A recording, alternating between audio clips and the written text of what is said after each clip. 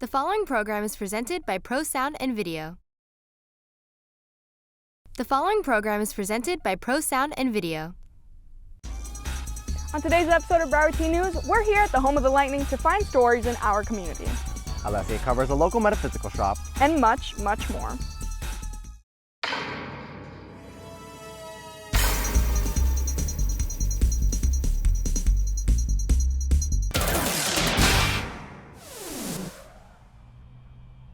Hello and welcome to Broward Teen News, Cypress Bay High School Edition. I'm Alessia. And I'm Matthew Maka, and today we're here to show you a plethora of stories in our South Florida community. In our first one, we take a look at the newest tradition here at Cypress Bay. As students endure high stressful academic environments, it is of the utmost importance to prioritize our mental health. So this year, Cypress Bay decided to host a day to promote the student state of mind. For this reason, I decided to cover this eventful day. Let's take a look. Here at Cypress Bay High School, students gathered together for a day of games, food, and unity. It's just a way to disconnect. Like, we're not being instructed by our teachers today. Today is just about having fun, enjoying yourself, and prioritizing your mental health. Being the first of its kind, Bay Day has provided a safe space for students to relax from the stress that they may endure in their daily lives. This non-instructional school day is teaching people how to prioritize their mental health. Putting yourself first and doing things that you enjoy, just taking a break from whatever else you have going on and doing something that's going to make you happy and you calm. Split into 3 assemblies, students had the opportunity to listen in on 2 special speakers. We want to raise the awareness on mental health. And did something about it, saved my life because I would not be here. And then we want to kind of equip people, so coping mechanisms, tools to help them through those things. 1, 2, 3, breathe in. And not only just equipping students, but parents, teachers, kind of the whole thing. Even though times can be tough, dealing with these issues on your own is never enough. I think the way that we're trying to impress upon you guys to be able to support you through this is to reach out to your support systems, right? Your counselors are here. We have social workers on campus. Ms. Longy, A through CAM. Unlocking the secret of maintaining the base state of mind, Malik, along with admin, is able to remind that students will always have a place to unwind. I'm Matthew Maka, CCNN. My favorite way to spend the night is playing a little karaoke, wouldn't you agree? Right! Sammy uncovered a place where creative minds build a safe space for their fortes of music, poetry, and literature. 3, 2, snap, snap, snap. Let me hear you all snap. So Lyrical Lounge is actually something that the City of Sunrise organized, and they have asked the Jason Taylor Foundation to be a partner with them. City of Sunrise invites young people throughout Broward County to come and perform poetry or music or some sort of talent that they'd like to share with the community of their peers. And then that last line of the previous stanza, es parte de quien eres, it's a part of who you are. So the workshop is a new component that we've added to Lyrical Lounge. We didn't have that before. So I come an hour before the open mic, and whoever wants to get that extra work, they come at 6 rather than 7. We sit down right in the lobby and we write. And maybe they're not brave enough to perform it today. This is my first time doing a poem in front of anyone that isn't my classroom. But maybe they'll go home and they'll add to it. And then next month they'll come and say wow, I feel like I have a full piece. I'm gonna share this one today. This is amazing, Charles. Let's give it up one more time for Charles. Although public speaking can be scary, it can be so rewarding. And I hope that for students who come to Lyrical Lounge, they know first they're welcome. Thank you. Second, they're safe. Thank you.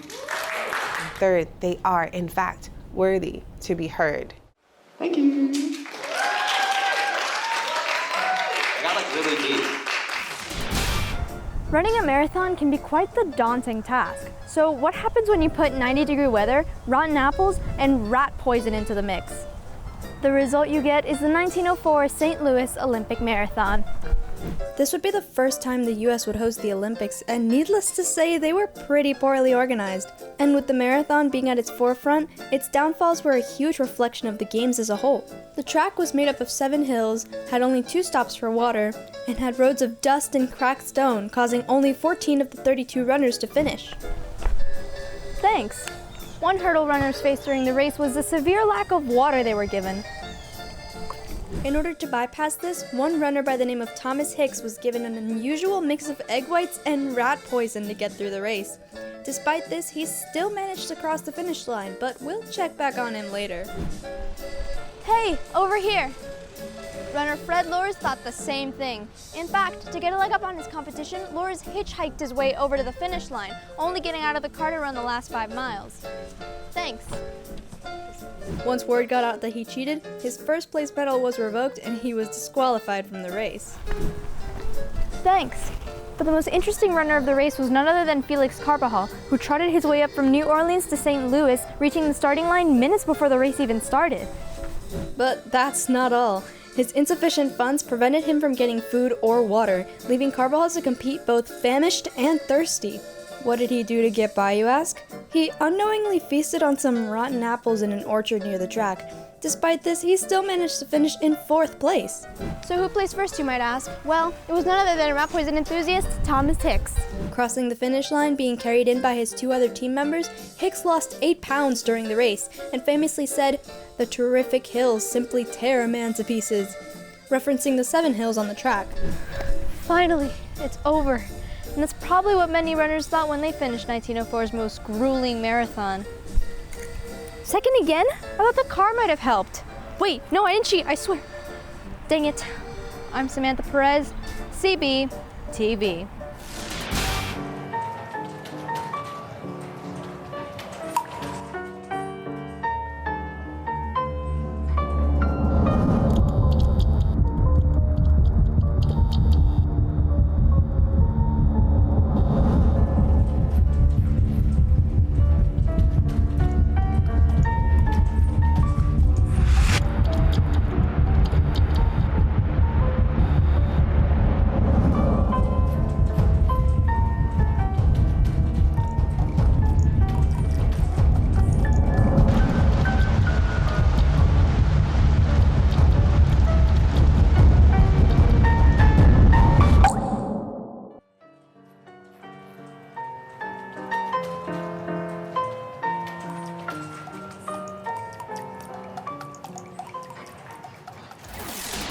You know, Matthew, I never really noticed how into crystals you were. I am, but these crystals really do go past their appearance. With that in mind, I was able to dig into how a shop crafted a crystal clear connection with its customers.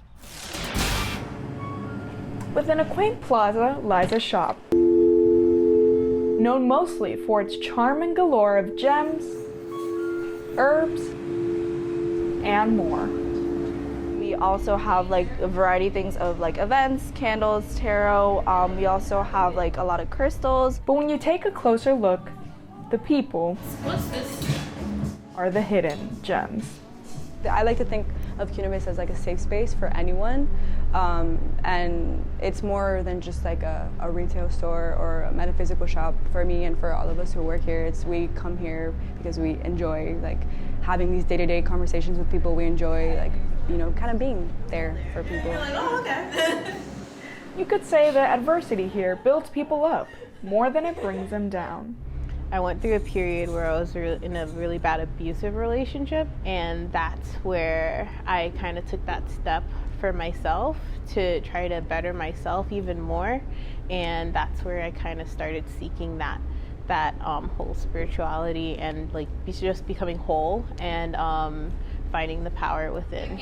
And that power has been crystallized by the people behind it all. It's really nice to be able to kind of share those experiences with so many people on a daily basis. Like it's kind of, you can help so many different people in so many different ways that I didn't even know were possible before I started working here. But employees usually wish their customers a nice day, but Qunubus employees wish that their customers would stay. Like that. I got it. Alessia Levian, CB-TV.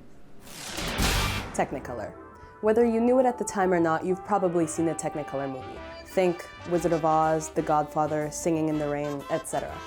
Technicolor is defined as a series of processes used to first produce color in motion pictures before it was possible to do so digitally. Technicolor changed the course of cinema forever with its bright and bold visuals, saturated to the point of near surreality. Let's quickly take a look into the actual process of creating a movie in Technicolor. The first process, used from 1916 to 1917, entails the use of an additive prism beam splitter to expose one red and one green filtered image onto a single strip of film. The second process, used from 1917 to 1928, was a two-color process that used subtractive complementary colors onto a single strip of film. The third, used from 1928 to 1932, was a two-color process that used dye imbibition to chemically color two complementary images onto a single strip of film. And the fourth and final one, used from 1932 to 1952, was a three-color process that used a split cube prism to expose three independent strips of film that would capture either red, green, or blue. Okay, now time for some myth debunking. This may be difficult to hear, but Wizard of Oz was actually not the first Technicolor movie, contrary to popular belief. The first Technicolor movie shot entirely on Technicolor's three-color process was Becky Sharp in 1935. From 1920 to 1935, the cinema industry had gone through enormous change structurally, silent films to talkies, and technologically, black and white to color. The Wizard of Oz may not have been the first Technicolor movie, but obviously we can't overlook its success and impact. After the release of the movie, studios around the world rushed to get their hands on Technicolor. During the 1940s, hundreds of Technicolor films were made, and people loved them. However, the difficulty of producing them continued to annoy studios and filmmakers. Films were starting to be shot in widescreen through processes like CinemaScope and VistaVision, as opposed to the more square aspect ratio most commonly used in Technicolor films. If Technicolor was going to survive, it needed to adapt. Enter Technorama, a process that allowed movies in Technicolor to be developed using a wider aspect ratio or screen size in order to keep up with the evolution of trends in Hollywood. Technorama worked for a while, but it never completely solved the challenges that the dye transfer process presented. As the years went by, fewer and fewer movies ended up using Technicolor. Two of the last movies to use the process were actually The Godfather and The Godfather Part 2. In the end, Technicolor simply became a relic of another age. In the 21st century, color in film typically falls under the domain of color grading and color correction, which is done digitally during the post-production stage of filmmaking. Maybe it's nostalgia, maybe it's the colors, maybe it's the films themselves, but this much remains certain. Cinema would not be where it is today without Technicolor. I'm Lauren Moise, CB-TV. Sitting through hours of television never really felt like a chore to our younger selves. So why is it that today, we hardly ever bother to dig the remote out from in between the couch cushions? It's so rare for me to watch something alone, just because I know that my thoughts wander. I don't really have a great of attention span. Yeah, we want to get our information very, very quickly and in discrete chunks now. Television doesn't really lend itself to that. Television, by its nature, tries to have things that fit at least that half-hour time frame. So programming that's on TV now will move very, very quickly from one thing to the next, to the next, to the next, to the next. And also you'll notice that shots will change very, very quickly. They don't often stay very long on one particular shot that you'll see that used to be done quite a bit. But the longer and longer the time goes on, the shorter and shorter and shorter our content gets. I think we've seen television programming start to become more of a reflection of what you see with online video. Things now people don't have a tolerance for if they move more slowly and develop concepts slowly. Everything has to move quickly, quickly, quickly. It needs to change from one thing to another. Shorter runtimes lead to more content. However, putting quantity over quality can be a double-edged sword. Once you're on there, you can fall into a hole. It's a black hole. Nothing's too long, so nothing's a burden to watch. If I'm not interested in it, well, that was only 10 seconds, and scroll, there's the next thing. It's really easy. Flooding your home screen with video after video, post after post, starts to build a dependency for stimuli. But if you ever watch children's cartoons, I would be surprised if they stay 5 seconds on any one particular scene, unless they're just doing it for comedy with some awkward moment that's happening or something. It moves so very quickly. You see this happening in even things like Sesame Street. Sesame Street used to be on one scene with one character, maybe 5 minutes with a couple of characters interacting with one another with the same background. Nothing's really changing. It was really more the interaction between the characters. Now even Sesame Street, all of a sudden everything's being cut, everything's being narrowed, everything's becoming shorter chunks and shorter pieces and shorter segments of things, because they know that if they don't do that, they're not going to be able to retain the attention of kids. Even though it may now be a chore for many, perhaps putting down the phone and enjoying life at whatever pace it comes at is just a chore we need to do. Virginia Monasterio, CB-TV. Matthew, what are you doing? TV, charades. Oh, yeah. Speaking of, here's how a game of charades went with students at the Bay.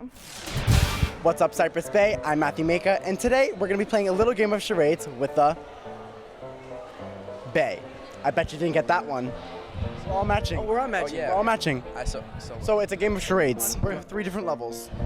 Oh, we have a whole crowd here. Oh, okay, ready? Ready. Oh my God, my phone just fell. Just guess what I'm doing. Like what? Yeah. But like. You're like a horse. Bunny. Okay. Played it. Wow. Clean the house out already. What'd you say? I wouldn't be too sure. Wait for the next one. Is it the kangaroo? Oh, she got it. Okay. Okay, now you move on to the next level. And then. Camel.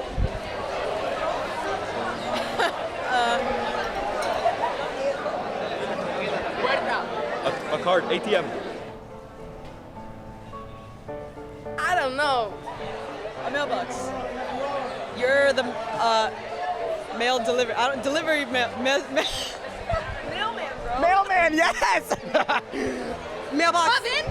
Wait. Mailman. Mailman. Done. 2 for 2. What's next? Okay, now the last one.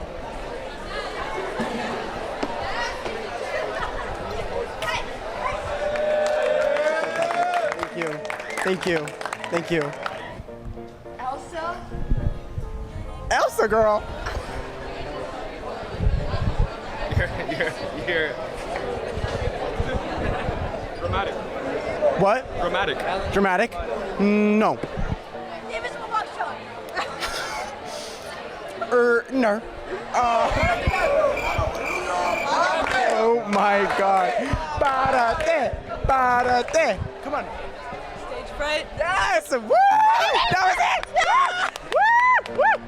I really ate. You didn't eat, but you did good. Well, it looks like you guys know your charades more than I thought you would. I'm Matthew Maycutt, CB-TV. Laugh tracks are something commonly used in TV shows, and it's usually something you barely notice. Although these laugh tracks are a lot more significant than you might think. For example, in the popular sitcom Friends, they use laugh tracks to emphasize their jokes. Go see a musical. Sure. Without laugh tracks, it may feel a little more awkward. Go see a musical. Sure. Laugh tracks are implemented in these shows to help the flow of comedy and engage the audience. TV shows used to be viewed in front of a live audience and captured a real reaction.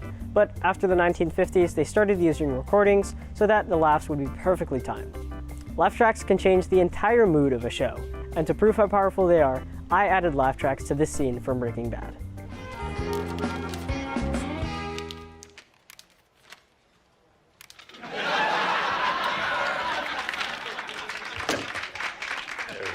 Okay. Excuse me, Mr. Bennett is not available. Come on. Sir, excuse me. Ted, I can see you. I can see you standing right there in your office. Now, come on. Open the door. Come on. Laugh tracks are a staple of a lot of classic comedies, but nowadays they aren't used as much due to some studies showing that comedies with and without laugh tracks perform the same. For example, The Office does not use laugh tracks. Oh my God! Okay, it's happening. Everybody stay calm. What's the procedure, everyone? What's the procedure? Stay calm! Wait. Regardless if there is a laugh track, all that matters is that you enjoy the show. My name's Andrew Dunham, CB-TV. Here in South Florida, students are always telling stories about our community. And here at Cypress Bay High School, we have the privilege to shine a spotlight on those stories that are captured by the very talented Christopher Columbus High School. Here they are. In the booming city of Miami, school teachers here at Christopher Columbus High School face a big problem. You know, inflation is something that hurts everybody. With prices rising, the school has to deal with a tighter budget. You know, suddenly what we had in our paycheck, we're getting less. Now, it really impacts our teachers because we've got more cost of gasoline, we got food costs goes up, anything that we want to do, travel cost. But the cost of living here in Miami is very high. In fact, in Miami, a high school teacher's median salary is about $60,500. But after the estimated cost of living in Miami, $53,448, there's very little left for the average teacher to have any financial freedom. Muchacho, vengan a comer. which leaves some teachers, like Daniela Rodriguez, to have to live with her parents. I mean, you know, a lot of people like to talk negatively about teachers. They say that our day ends at 3 and then we have all these holidays off and summers off and stuff like that. But I need the money just to I'm trying to save so I can find a place to live on my own. I tried looking for other apartments to move in by myself, and it just wasn't feasible. So I ended up moving back in with my parents about a year ago.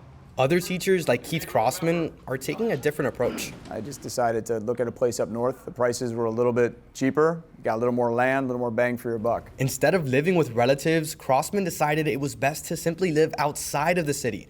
But this option poses its own issues. There are some downsides. The main one is the drive. You know, you got the distance, you got the tolls, you know, you got gas, a little bit of road rage and some weather, and you end up having sometimes an hour commute after a long day of working, or you have to leave your house sometimes at 6 o'clock in the morning or 6:30 to get here. And although Christopher Columbus High School has great teachers, these rising prices make it harder to find more. So that's another impact that inflation does, is it reduces your pool of where you can find qualified applicants for.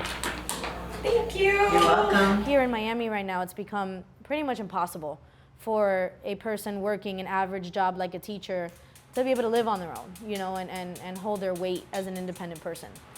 For now, teachers like Danielle and Keith will have to wait to see how the Miami market continues to affect them and Christopher Columbus High School as a whole. For CCNNLive, I'm Anthony Martinez, reporting.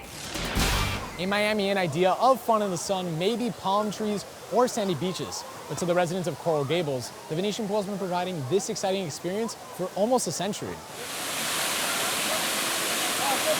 So it was created in 1923.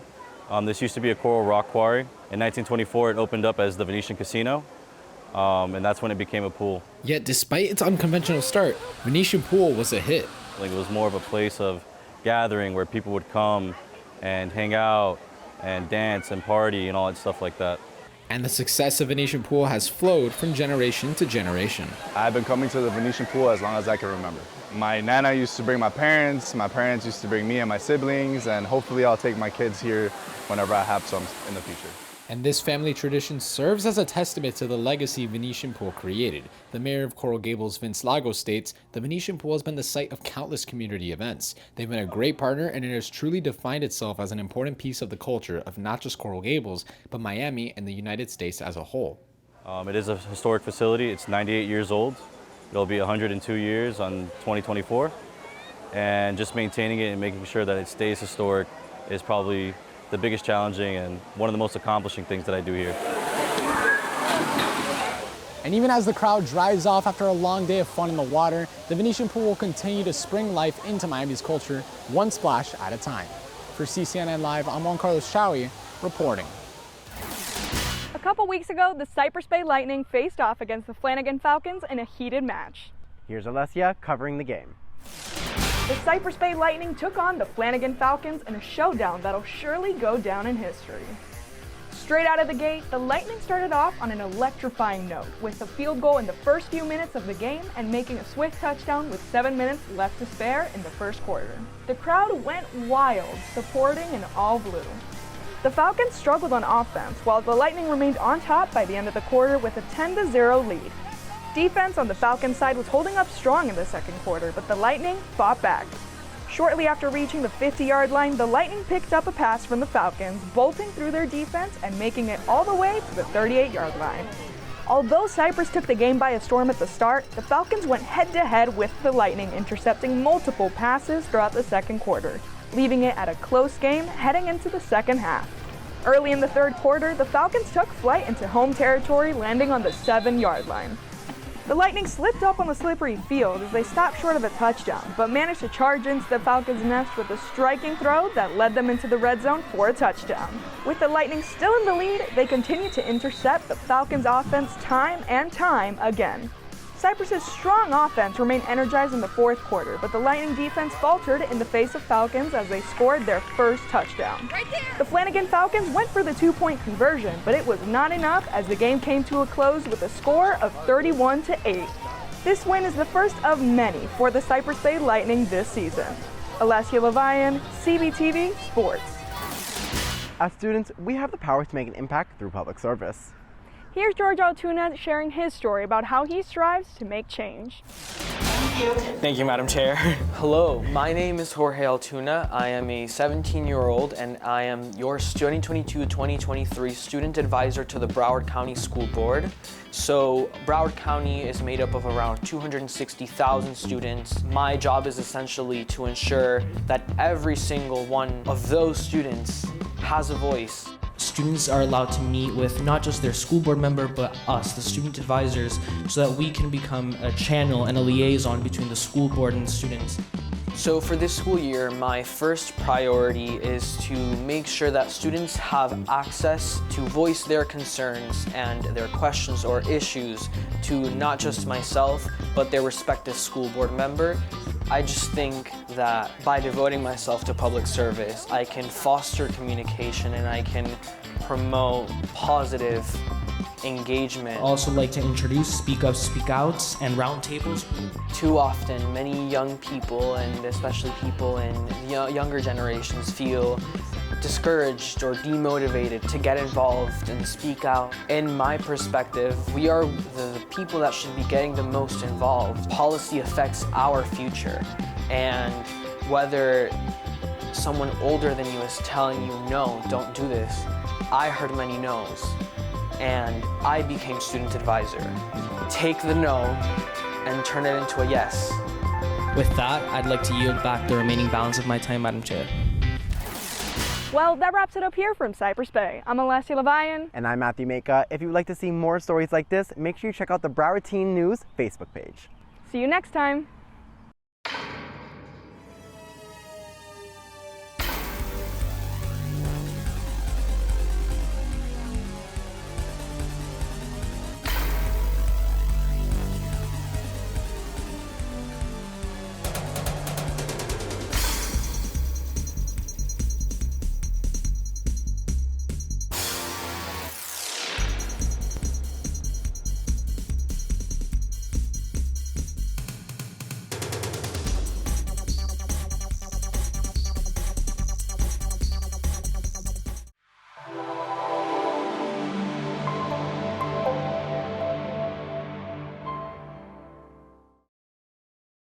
Broward Teen News was brought to you by ProSound and Video.